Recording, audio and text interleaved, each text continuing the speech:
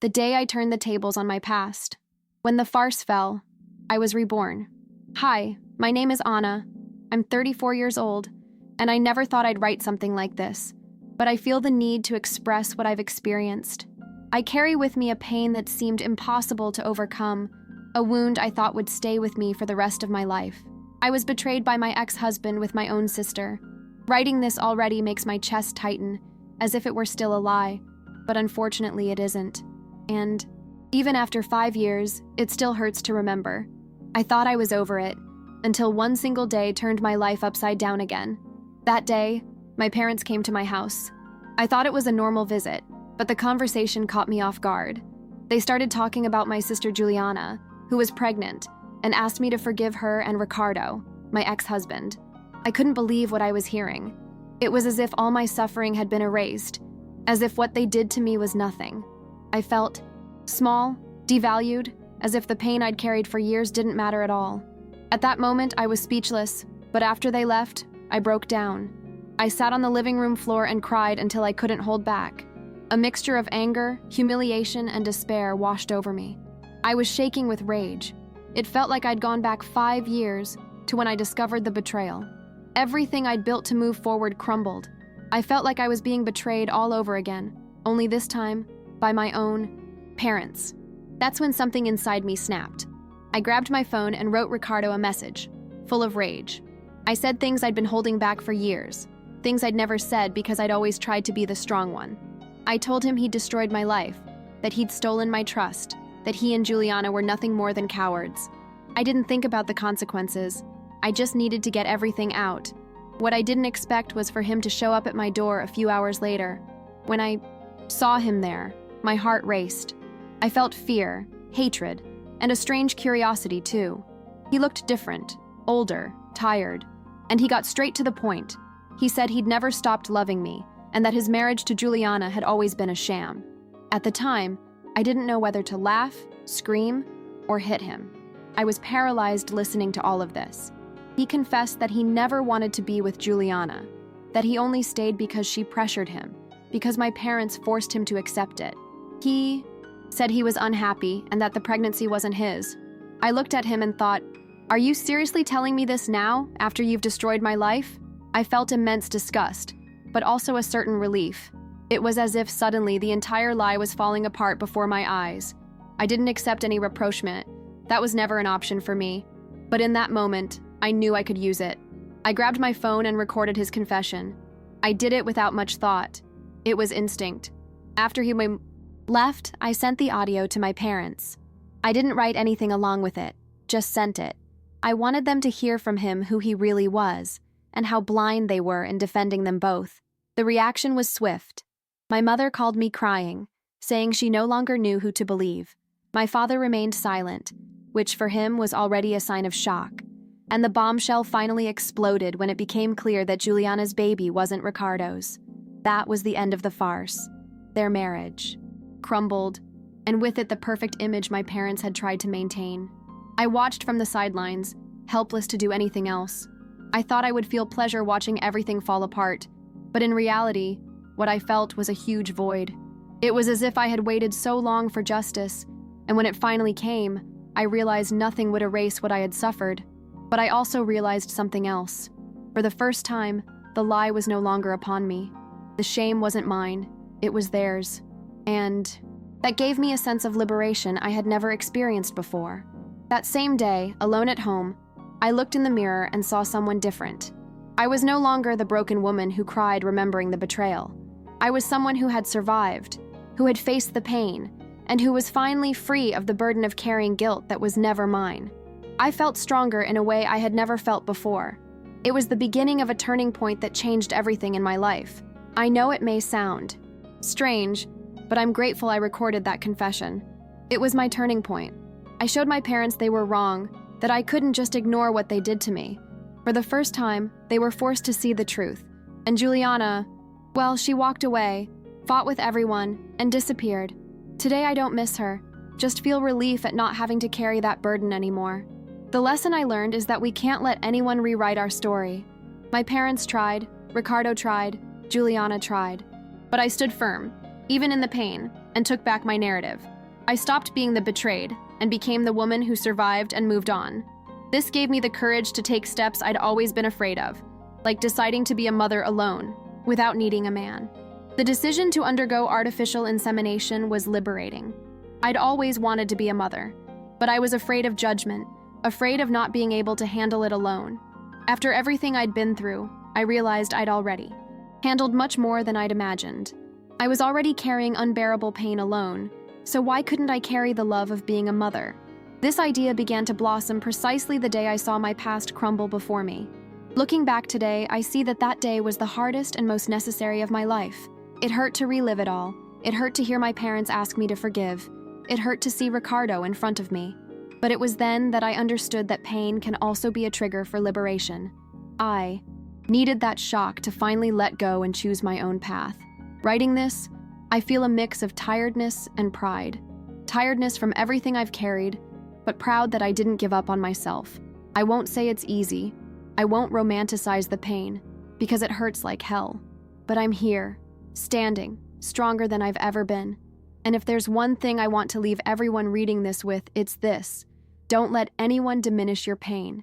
It's real, it matters, and you have the right to choose your own path. When I listened to my parents in silence after the audio, I realized they finally understood. For the first time, they didn't try to convince me to accept anything. And that gave me a different kind of peace. I no longer needed to argue, no longer needed to justify my pain. They had to face alone the truth they had so long denied. It was as if a part of me had been validated, after years of being ignored. With Juliana, I decided to cut ties. She tried to message me, saying it was all a mistake, that she regretted it. I didn't respond, not because I still feel angry, but because I simply don't care anymore. What she did is scarred in my mind forever, but I won't let her control me anymore. My silence was stronger than any fight I could have had. Ricardo never showed up again after that day. He wasn't missed either. What he told me opened everyone's eyes, but it didn't change anything about me. He remains the person who destroyed me and only sought redemption when there was nothing left to save. I don't wish him ill, but I also don't want anything to do with his life. Mine is already complicated enough. The hardest part was dealing with my parents. They tried to stay in touch with Juliana for a while, but after the divorce and the pregnancy revelation, she distanced herself. I watched my parents suffer, and part of me felt sorry for them, but another part thought, now you're feeling a fraction of what I felt. It wasn't revenge, but it was a certain balance. I needed therapy to avoid feeling guilty about it. Even though I knew I wasn't to blame, I grew up hearing that family was everything, that sisters should stick together. So cutting my sister and seeing my parents suffer affected me. But in therapy, I learned that protecting my emotional health isn't selfish. It's survival. And that gave me the strength to keep going. The insemination process wasn't easy. There were exams, appointments, injections, and many nights of fear. Fear that it wouldn't work, fear that I was getting involved in something bigger than myself. But at each appointment, I reminded myself, I've been through worse.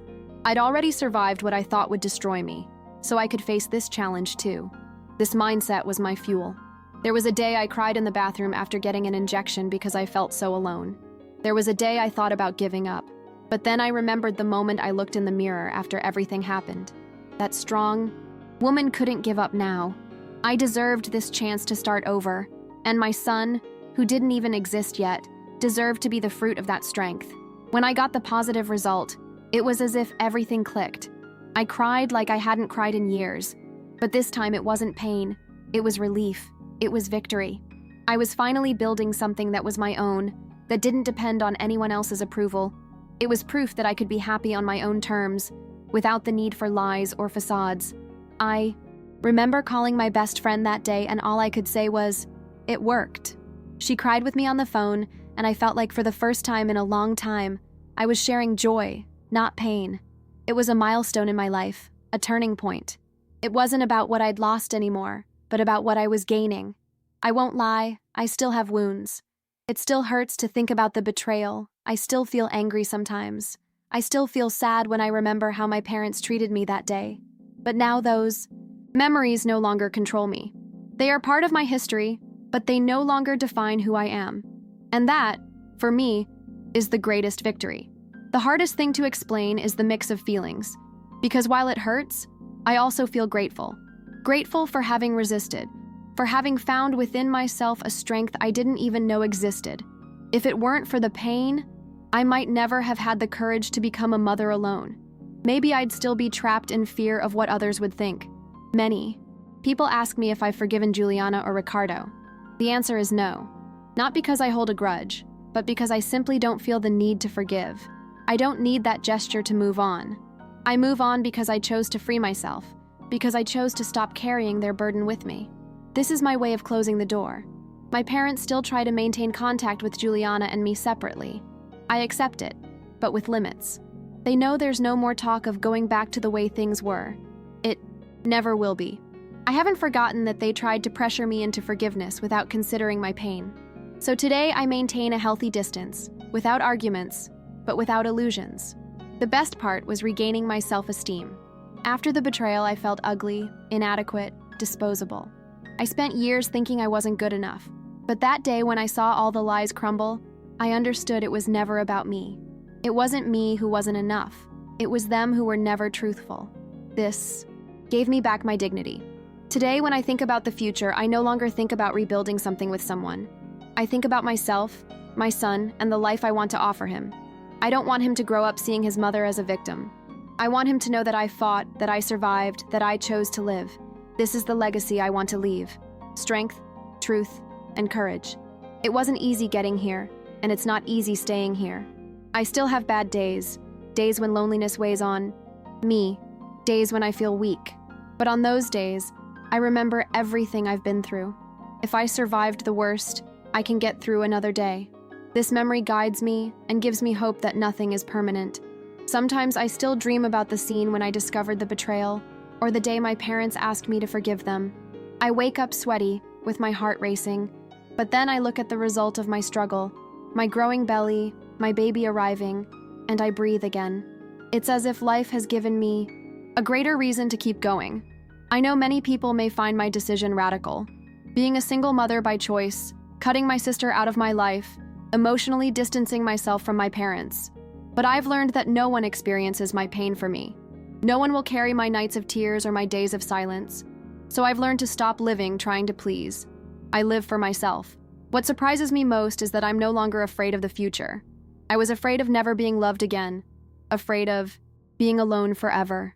Today I know that I've already survived alone, and surviving alone has shown me that I don't depend on anyone to be whole. If love comes, great. If it doesn't, I move on. I don't romanticize my story. I don't think what I went through is beautiful. It was horrible. It was cruel. It was inhumane. But I transformed that pain into strength, and that strength has brought me here. That's what makes me proud, what drives me to write this story. If anyone is reading this and thinks, they can't handle it, I tell them, you can handle more than you think. I've also learned to respect my limits. Before, I'd silently accept everything. Today, I know how to say no. I know how to walk away. I know how to put my well-being first. This doesn't make me selfish. It makes me conscious. And that was one of the biggest lessons I learned during this process. I still feel scarred, but now not as a victim. I feel marked by courage, by resilience, by the choice not to let myself be completely broken. I carry this mark with pride. It reminds me every day of how much I was capable of rising, even when no one believed. What became clear to me is that forgiveness isn't an obligation.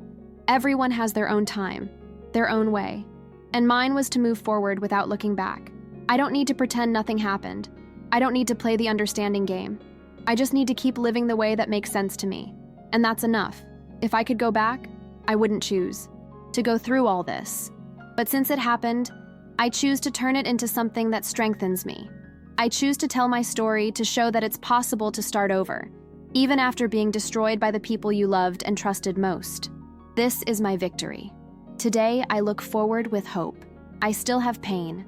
I still have bad memories, but I also have a new life growing within me. This gives me strength to move on, reminds me that the past no longer defines me.